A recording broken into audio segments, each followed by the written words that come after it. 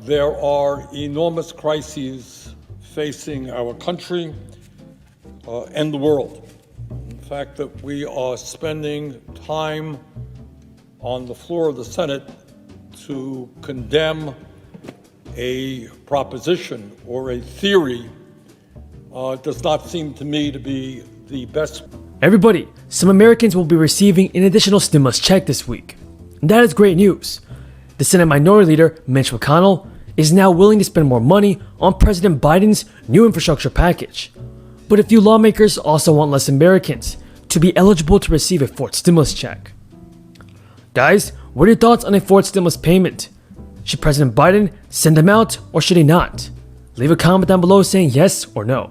And be sure to stay until the end of this video, guys, because I will be going over the latest news surrounding a fourth stimulus check and, of course, your Social Security benefits. McConnell indicated last week that Republican lawmakers were open to a roughly $600 billion spending bill. But President Biden's team at the White House has proposed a $2.25 trillion spending bill. And that will fund the country's bridges, roads, tunnels, and it might even include a fourth stimulus check and some aid to our seniors by a $200 increase in your Social Security benefits. President Biden said, "What I'm proposing is badly needed and able to be paid for and still grow. We've got to build from the bottom and the middle out. That's how we built America." In the hopes of landing a bipartisan deal on an infrastructure package. On Wednesday, Biden hosted 4 top Senate and House leaders in the Oval Office in an effort to jumpstart discussions on steering an infrastructure measure through Congress. But after that discussion, Mitch McConnell and GOP House Leader Kevin McCarthy made clear that there are a few key points on which they are unwilling to concede or compromise. After the meeting, McConnell told reporters, Senate Republicans are not interested in revisiting the 2017 tax bill. And I think that President Biden and the Vice President understand that. The biggest disagreement right now is how the infrastructure package will be paid for.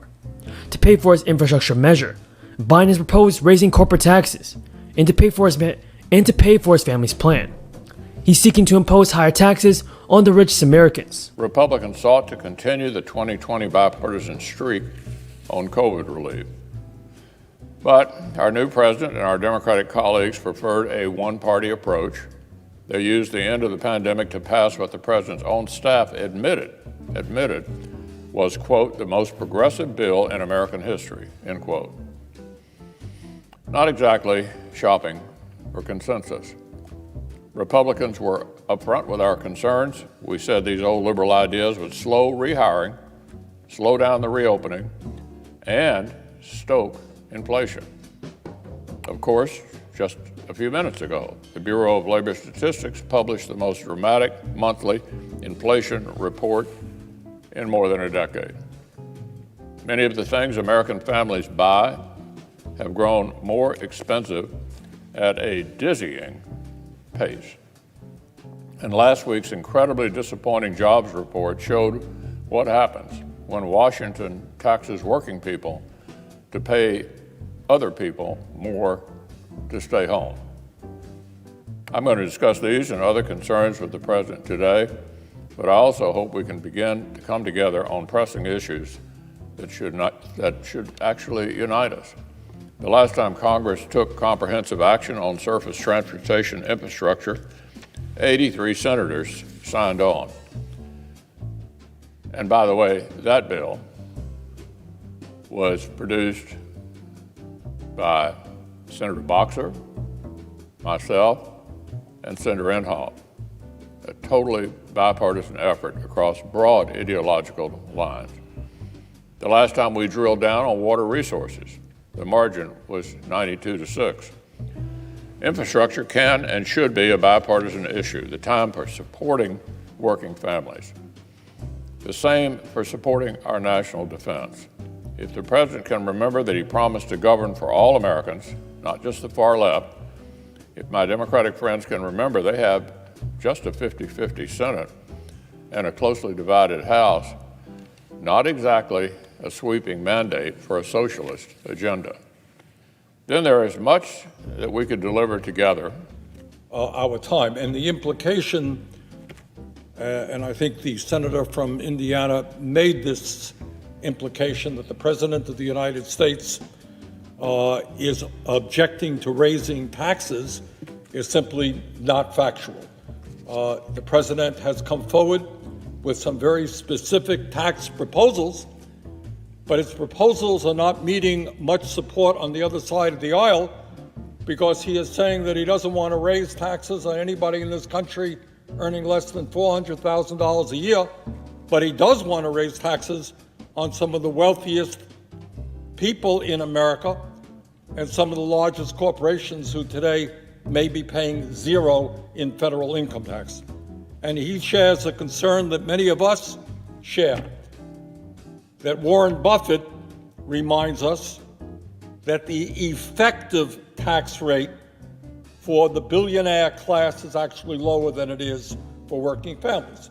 And the president's view, which I share, is this Congress must address the enormous crises facing working families, and that is rebuilding our crumbling infrastructure, making sure that our kids have quality childcare and pre-K, that we have got to address the existential threat of climate change, and that we have to address many of the other problems facing working families.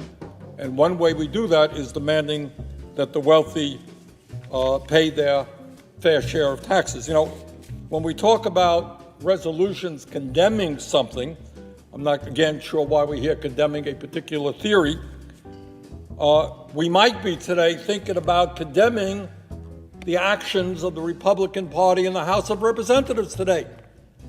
They got rid of a member of their leadership for the crime of suggesting that that party should not maintain a big lie implying that Donald Trump won the election.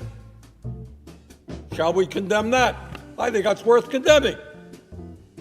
I think we might want to condemn the fact that we have more income and wealth inequality today in America than any time since the 1920s. Let's condemn that.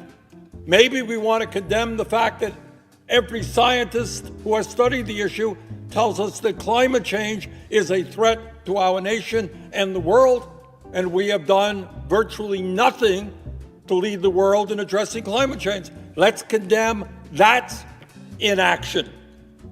Let's condemn the fact that in the richest country in the history of the world, we have the highest rate of childhood poverty of almost any major country on earth. How about condemning that? Let's condemn the fact, maybe, that half of our people are living paycheck to paycheck. Let's condemn the fact that we live in a country which has institutional racism.